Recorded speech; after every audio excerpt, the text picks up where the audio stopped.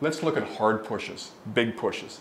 They have all the problems of the other ones, but they're even more dangerous. There's a bunch of space between you, so you're probably not going to be able to make contact with his arms or do any kind of fancy defenses before he's on top of you.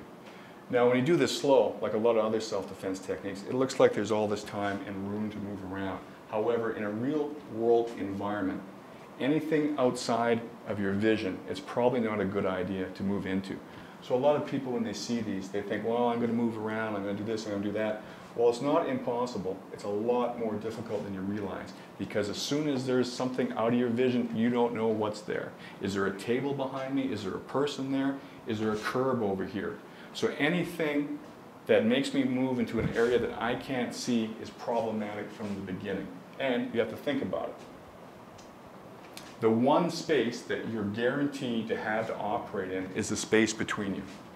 Seems obvious, doesn't it? Because the attacker, in order to attack you, has to have a clear space. But when it comes to the fraction of a second you need to make decisions about where to go, the one place you know is free is the space between you and him.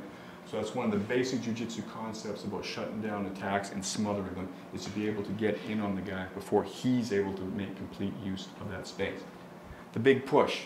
Winds up, he may bend his legs, hits you hard, and if he gets you square, there's a good chance you're going to be knocked over or at least down. Pretty basic. Why it's so dangerous is because for this moment, as he hits me, from this moment until I recover my balance, there's nothing I can do. I can't punch the guy, I can't kick the guy, I can't flip the guy, I can't take him down on the ground and do a guard pass or whatever sport techniques you've been trained in. I'm destabilized, so I have to prevent that.